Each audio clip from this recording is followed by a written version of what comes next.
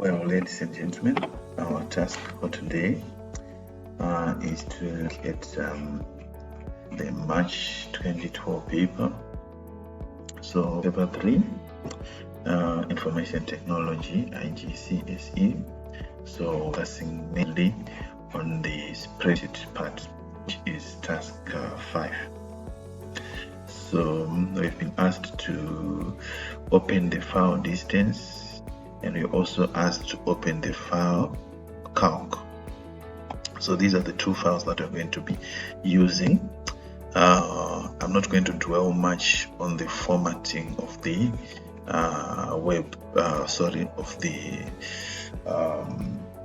spreadsheets. So here, as you can see, there's a image and center. The font size has been increased. The background has been done. Here you should also see here that there is right alignment, and you should also take note of some borders around the selected text. Alright, so this is my file that I have. That's the calc file. So for this task now, as I said, I'm moving straight to the calculations. So you've been asked to enter your details as the header, so I'm not going to waste time on this one. So I'm going to place a formula in B6 to look up the name of the lodge or camp using the camp code and the external file distance. So they're talking of using the cell, so putting the formula in B6, which is this cell, and to look up the lodge or camp name using the camp code. So this is our lookup value, and we are going to use a table array, which is an external file. Alright, so we are going to, so this formula is a VLOOKUP. So why VLOOKUP? Because this is the setup. So we have got our headings at the top, and our data is flowing down. So I've got two columns that I'm going to be dealing with. We need to fetch the name, which is in column number 2. Alright, so that's clear now. I'm going to the cell that I need to do my calculation. So I'm going to start my VLOOKUP equals to VLOOKUP, then F6, so that I need to see the formula or the function in full. So lookup value, we are told we are using camp codes. Table array, we are told we have to use the external file, which is distance. So I'm going to select these two fields. So alright, so from the selected range, we need the camp name, which is in column number 2, and range lookup, we need an exact value, so I'm going to put a 0. So this is our output. Now we need to go to the next question. Place in B7 to look in cell B7. So I need a formula in B7 to look up the distance in miles from the lodge or camp using the lodge site and the external file, the distance file again. So here we need to look up for the distance from the lodge. So it means we need to look for distance from one position to the other. So we are using the site and the camp codes. So, and we also need to use the external file. So the formula we are going to be using this time, as we are focusing on mainly this part, because this is where the distances are. So we are going to be using like the rows and the column. So fetching the intersection between this column and this value, which should give us this. Alright, so I'm going to use my Hlookup. So going to be equal to Hlookup. So Hlookup, so lookup value. So I'm going to use my launch site, then table array. I'm going to use my external file again. Then I'm going to select my range, where I'm going to fetch my distance from.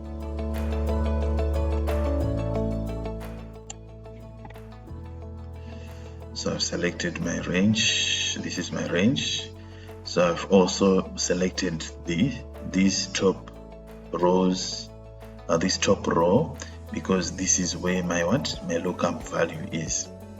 Then row index, remember we want to fetch the intersection between the row and column. So the row index, we are finding it in this one, which is in this case it's 17, and the value can change. We can just search for any distance from any location. So but if you take a look at our file, this file, which is our table array, when we did our selection, we selected from this row because this is where our lookup value was. But if we are looking for, what we are looking for is currently is this position, which is 17. But if we look at that position, we have to factor out that we did not select only where the distances are. The range was not from this area only, it was starting from the top. So there are 2 rows that have been included. So which means for us to get the correct position, we have to add a 2 there. Those 2 rows right in the top. Then as usual, we need a value. Then you're going to click on OK. So this will be my distance. So alternatively, instead of using the Hlookup, you could also have used the index together with the match function. So what I would do if I'm going to use the index, I would say equal to index. Then so the index function asks you for your array where you are searching for the distance, then the row and the column. So which means I will go on to say this is where I'm looking for my distance, then comma, then the row that I need. So I'm looking for which row. So these are the rows, but in order to fetch the row, so if I'm going to fetch the row manually, I could just type 17 here, then comma, then I can search also the column 1 2 3 4 5.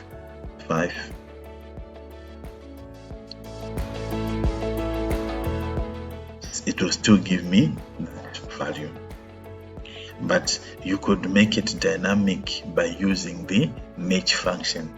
So you can tell me in the comment section if you feel like you need to understand more about the index and the match function.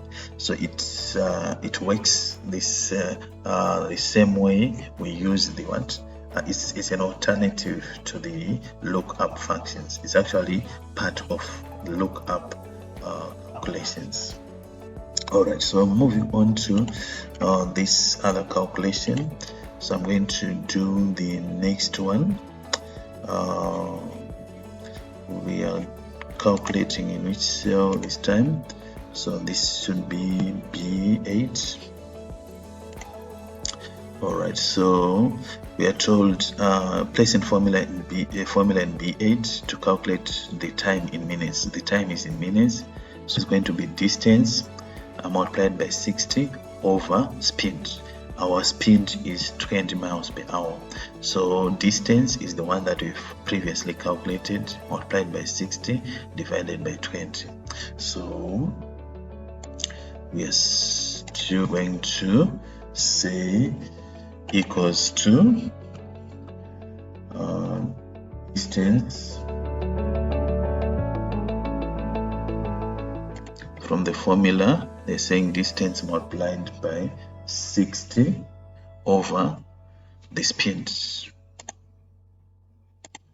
So distance is this one which have calculated. So distance multiplied by 60 divided by 20. You have your distance, which is in minutes. The driving time, we are looking for the time, so our time will be in minutes. Now we go on to do the calculation for the costs. So the cost is saying driving time, so the time that we've calculated on question 14 to the nearest hour. This is in minutes, take note, multiplied by 22,000 shillings plus the distance in miles multiplied by 800 shillings. We have been told earlier on that we are using Tanzanian shillings as our currency. Alright, so let me go on to do the calculation now. So it's going to be equal to B8 over 60 multiplied by 2,400. Then we are asked to add B7, which is the distance, multiplied by 800. So we get this as our answer, but remember we have been this one, this value is in minutes, so I had to divide it by 60, isn't it?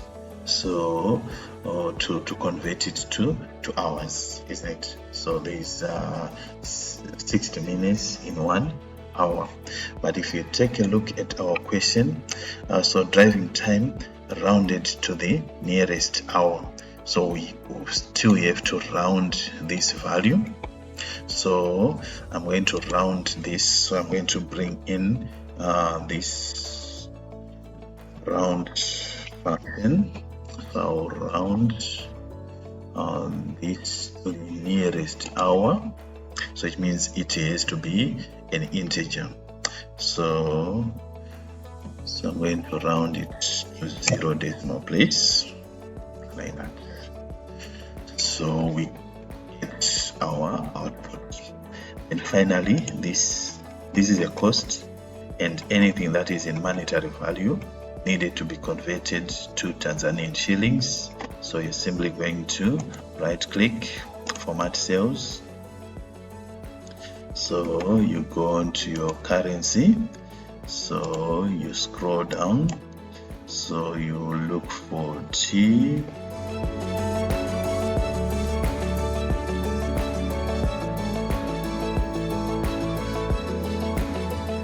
Tanzanian shillings. So this is the Tanzanian shillings. Then you click on OK. So you have your answer in Tanzanian shillings. So hopefully you'll be able to follow through and complete this spreadsheet task. Thank you so much for watching. We'll see you in the next video.